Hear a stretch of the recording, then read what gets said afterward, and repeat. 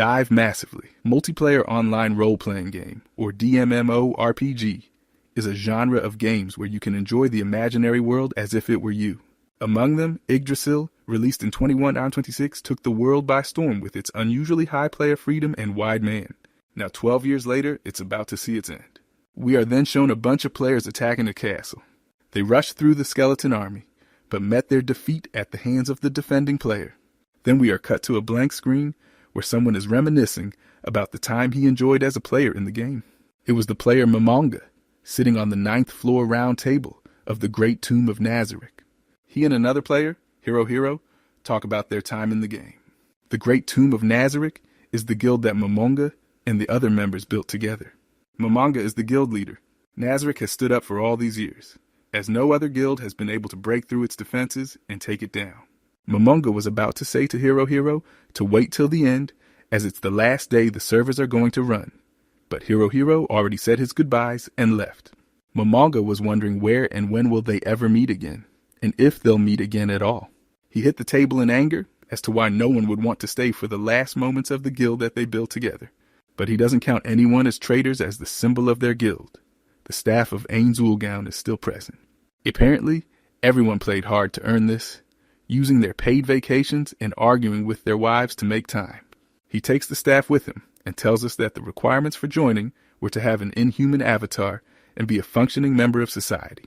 Everyone worked hard, so he doesn't blame anyone for choosing real life. He then goes to the NPCs guarding the throne room. He says that they never got to do anything, as no one ever made it to the throne room. He commanded them to follow him, because as the guild leader, he wanted to show them around the place one last time. He goes to the throne room, puts the NPCs on standby, and sits on the throne.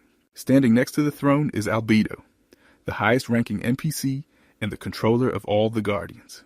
She was created by the setting's maniac Tabula. She's a great beauty, but a B-type character on the inside. Momonga felt bad for her, so he used the staff to gain administrator access and remove the B-type character code. He then added that Albedo is in deep love with Momonga. He didn't think other member would with him messing around, as it's the last day anyway. He then commanded everyone to howl down and wait for the final countdown to end so he can go to sleep. But upon the end of the countdown, the game didn't shut down, and he was back in. But he can't access any of his controllers or voice chat. Then suddenly, Albedo asked if anything was wrong. Momonga was shocked, and Albedo kept asking repeatedly if everything was fine. After a peek at Albedo's plot, he looked up and said his controller isn't working. Albedo, not knowing what a controller is, apologizes. Momonga is in confusion, orders Sabas to check the surroundings of Nazarick, and orders the Pleiades to guard the 9th floor. Momonga is surprised that the NPCs can take orders outside of Game Commanded and are talking as they are live. He wants to contact the administrators but doesn't know how. Albedo then asks what she should do. Momonga tells her to come closer, and he thinks she smells very nice, but is bewildered as to how he can smell her on the game. He then touches her to see that she has a pulse, and he's confused as to how an NPC has a pulse. He then asks her to touch her plot. He says that it's necessary to find out the truth, though we all know that's not true. Albedo very happily gives him permission. As he's fondling her plot, he's thinking of all the possibilities as to how he's able to do such actions and wonder if the game has turned into reality. He then realizes that he forgot to let go of Albedo and apologizes. But Albedo was having the time of her life and thought it was for you know what I mean, due to the settings Momonga changed previously, but calms her down. He then orders her to gather all the Guardians on the fighting arena of the 6th floor, except for the Guardians of the 4th and 8th floor. Albedo bows and leaves to do her duty. Momonga was feeling guilty for dirtying Tabula's NPC. He then teleports to the 6th floor of Nazarick with his ring. He's glad that the ring still works. He figures that maybe he can use items too. He enters the 6th floor amphitheater. The twin dark elves are the guardians of the 6th floor. Jumping from across the arena, Aura comes to greet Momonga. He says to Aura that he'll be there for a while, and wonders here Mari is. Aura is the elder sister, and Mari is the younger brother. Mari asks Momonga if the thing in his hand is the legendary item. Momonga confirms that it is in fact the legendary staff of Ainz-Ulgaun that was built by all the guild members and is on par with any world item. Aura and Mari are deeply impressed. Momonga tells them that he wishes to run some tests with the staff in the arena and informs them the other guardians will gather in the arena in 1 hour's time. Aura is not content that Shaltir is going to be there too.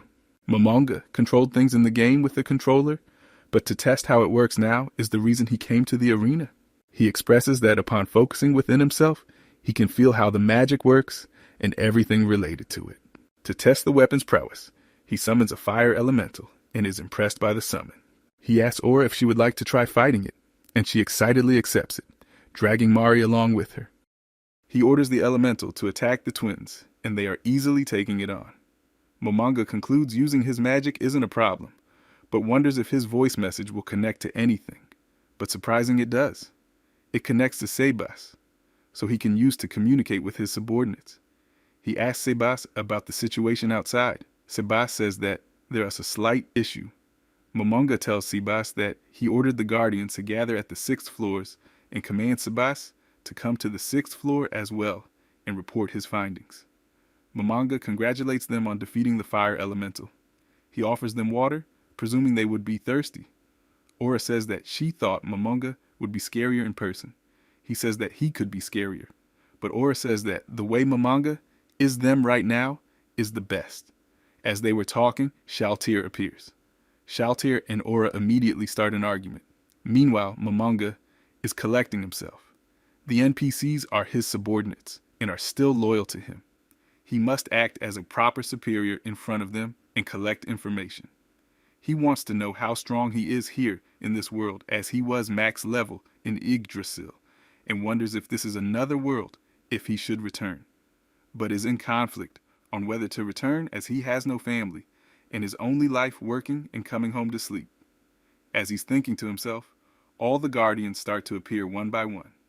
Everyone comes, introducing themselves: Shaltir Bloodfallen, the Guardian of the 1st and 2nd floor. Kakidis, Guardian of the 5th floor. Then comes the Guardians of the 6th floor, Aura Bella Fiora and Mari Bella Fiora. Then is the Guardian of the 7th floor, Demigures. And finally, the leader of the Guardians, Albedo. Albedo confirms that Momonga's request has been fulfilled as he wished.